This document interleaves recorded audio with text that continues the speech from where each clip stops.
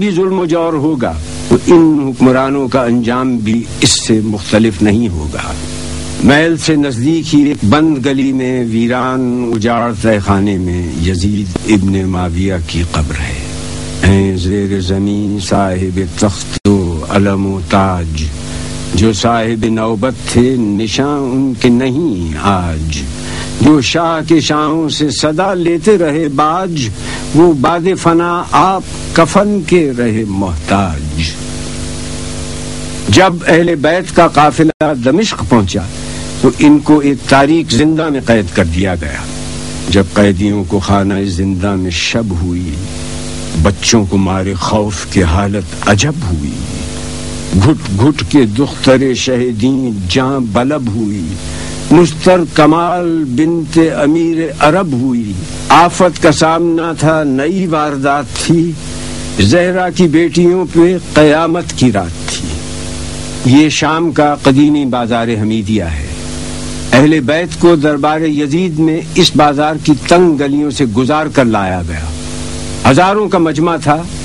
یزید کی خوشنودی حاصل کرنے کے لیے اہل بیت کو مقررہ وقت سے قبل پہنچا دیا گیا، جس کی وجہ سے اہل بیت کو داخلی دروازے پر کئی گھنٹے تک روک دیا گیا، اور اسی مقام کو باب الساعت کہتے ہیں۔ دربار میں داخلے کے 7 دروازے ہیں۔ ایک دروازے سے دوسرے دروازے تک 2 رخا فوجیں کھڑی تھیں۔ یزید کے سپاہی جلالت اور شہنشاہیت کی نشانی بنے مسلح کھڑے تھے۔ جب اہل بیت 7ویں دروازے پر پہنچے اور جناب زینب نے دربار کو دیکھا تو آپ بیٹھ گئیں۔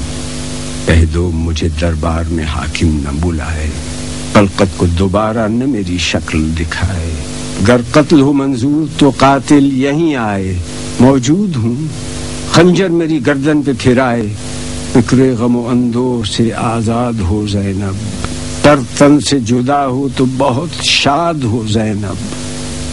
اہل بیت دربار میں داخل ہوئے تو پہلے انہیں ایک گوشے میں بٹھایا گیا۔ اس مقام کی پہچان کے لیے اس جگہ کے اطراف میں لکڑی کے کٹہرے بنا دیے گئے ہیں۔ یہ وہ جگہ ہے جہاں یزید بیٹھا تھا۔ اہل بیت کو یزید کے سامنے پیش کیا گیا۔ یہی وہ مقام ہے جہاں جناب زینب نے خطبہ ارشاد فرمایا تھا۔ یزید سے اہل بیت کا تعارف کروایا گیا۔ اس نے پوچھا یہ کنیزوں کے حلقے میں کون مغرور عورت بیٹھی ہے؟ جواب ملا یہ علی کی بڑی بیٹی رسول کی نواسی زینب کبریٰ ہے۔ دربار والوں نے اٹھ کر دیکھنا شروع کیا تو کنیزوں میں سے ایک کنیز نے کہا کہ تم لوگوں کو شرم نہیں آتی؟ اپنی گردنیں نیچی کرو۔ زبیر ابن قیس نے یزید کے سامنے سر حسین پیش کیا اور کہا کہ امیر مبارک ہو، قیدی آ گئے، محمد کا نواسا قتل کر دیا گیا۔ اس کے بعد شہداء کے سر پیش کیے گئے۔ یزید نے پورے دربار کا جائزہ لیا۔ یہودیوں کا عالم راس الجالود سفیر روم، نصرانیوں کا عالم، علماء اور اراکین دولت موجود تھے۔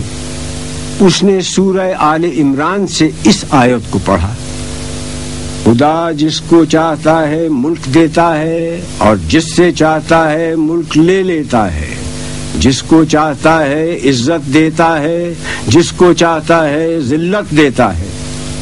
جناب زینب نے یزید کو مخاطب کر کے کہا کہ آیات کو اپنے مطلب کے لیے استعمال مت کر، اس وقت تیرا اس آیت کو پڑھنے کا کیا محل ہے؟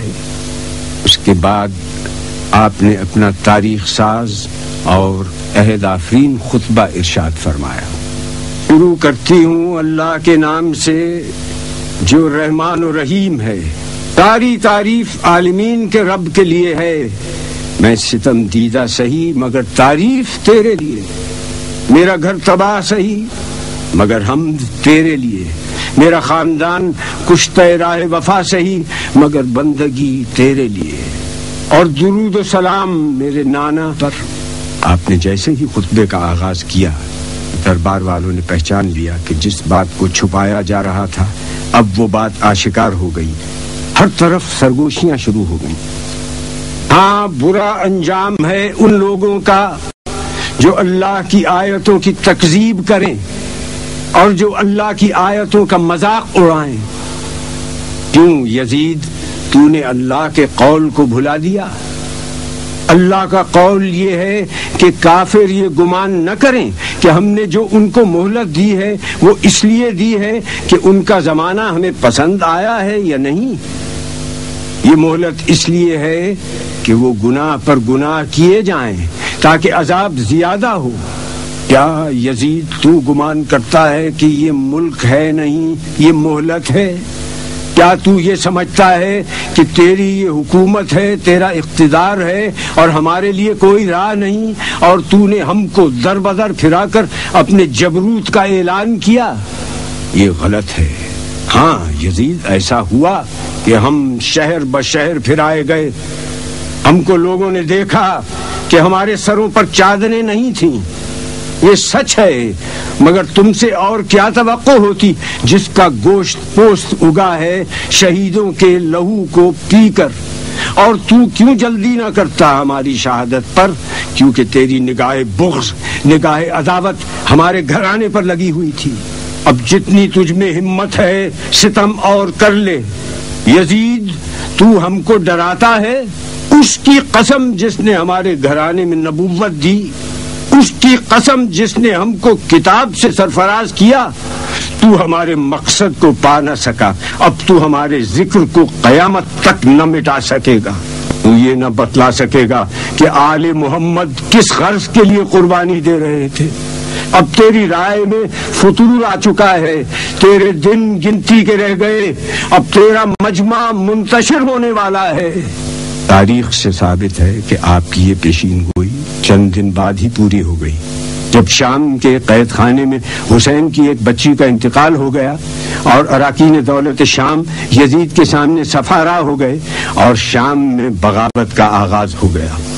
میں دعا کرتی ہوں اللہ سے کہ جس نے ہم کو سعادت و شہادت عطا کی، اسی طرح سے ہم کو وراثت ارضی نصیب ہو، اسی طرح سے ہم کو خلافت ارضی بھی ملے، اور اسی طرح سے ہم اس کی بندگی میں کامیاب رہے۔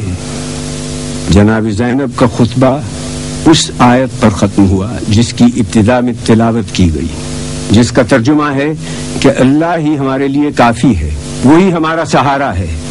سلام ہو خدا کی راہ میں جہاد کرنے والی پر، دین کے سب سے بڑے پیشوا کی سیادت مآب بیٹی پر، خدیجہ کبریٰ کی ابدی یادگار پر، علی مرتضیٰ کی دختر پر، فاطمہ زہرا کی زندگی کے جوہر پر، غریب الوطن پر، اسیر مہن پر۔ آپ کی خدمت میں سلام، ہزاروں درود و سلام۔ ترجمان سیرت آل با زینب ہوئی، شارح احکام دین مصطفیٰ زینب ہوئی، ناشر پیغام شاہ کربلا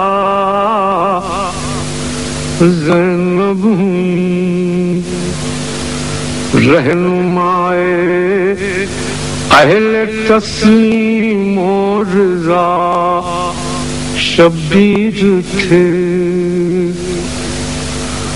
خون کے دریا میں بے شک ناخدا شبیر تھے،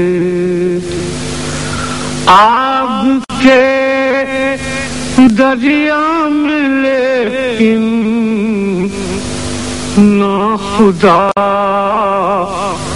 زینب ہوئی۔